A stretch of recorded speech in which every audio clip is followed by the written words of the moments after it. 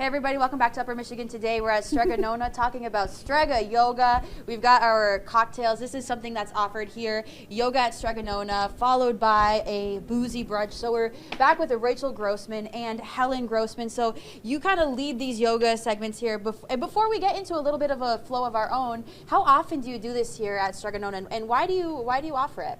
Well, we've done it twice so far, and we've got another one coming up on January 6th. So that's a Saturday morning, 10 a.m. yoga, followed by a brunch.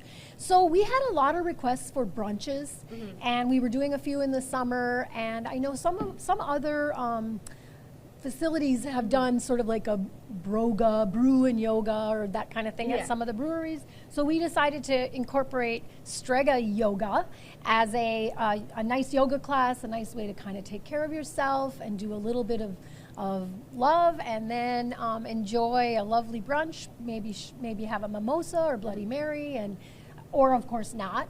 But it's kind of just a fun way to treat yourself to a morning of yoga and then a lovely, wonderful, delicious brunch. Oh, for sure. And to just invite the community into the space to not just see it if they haven't eaten here, but to be a part of it and to engage in some healthy practices as a community. I think that's super cool. Right. Yeah, it's nice to, we get a few people in that would, come for the yoga, who maybe haven't been here, get a little exposure to the new place in town, and find out a little bit about what we offer. Right, and since this isn't a yoga studio, I could imagine it would be bring your own yoga mat. It's bring your own mat, and what usually we completely clear out the back of the dining room to make space for people to do the yoga, and it's fun. So bring your mat, bring a water bottle, and bring the right attitude, and we'll enjoy it. Well, I've got an attitude with me, a good one at that. I hope so anyway. And I'm ready to get on the floor. Should we get into it? Can I hand you this? If you need to put it on the ground, you can. But if you're leading us.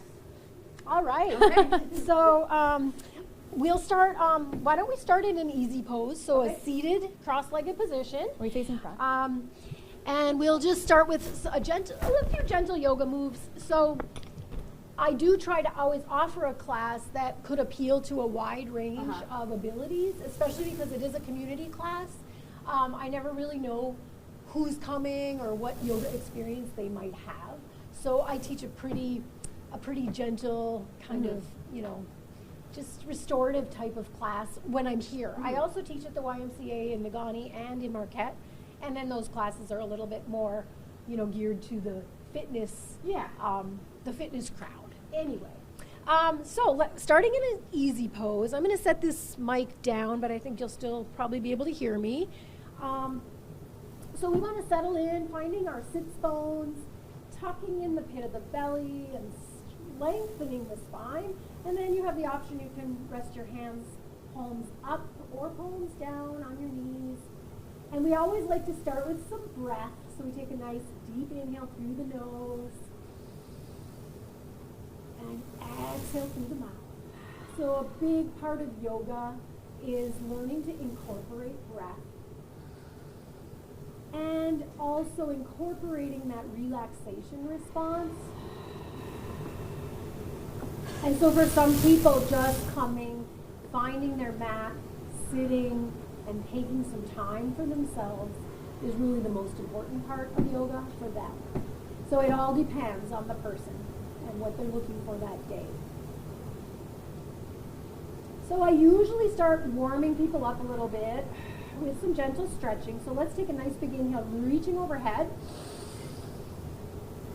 Bring your palms together and then bend the elbows and take those palms down towards your heart.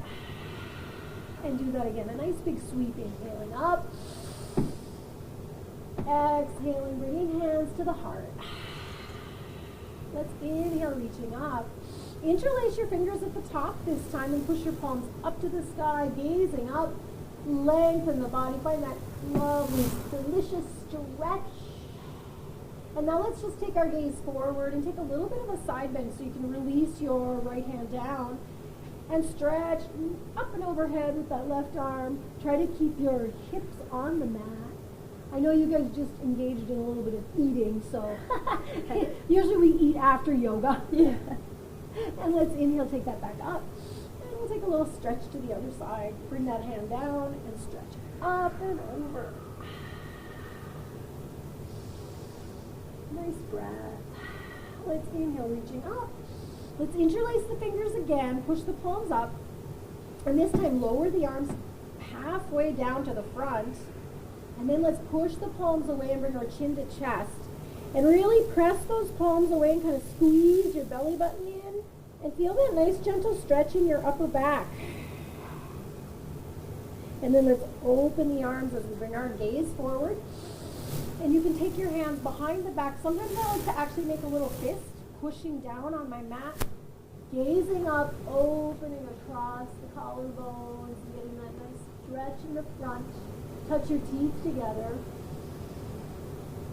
And then let's release. All right. Let's flip over and come to hands and knees. So come to a nice little tabletop position.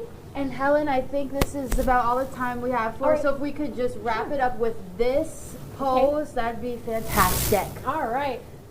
So let's just take a cat and a cow. Tucking that tailbone under. Push your upper back away. And then inhale, come to a nice cow stretch. Big breath.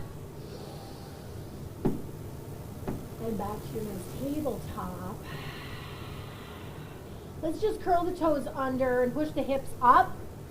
And come all the way up to a nice standing position. You can bring your hands towards your feet and come all the way up. Big inhale. And exhale, bring the hands back to the heart. Thanks for taking a little moment for yoga today. Namaste. Namaste. We'll be right back.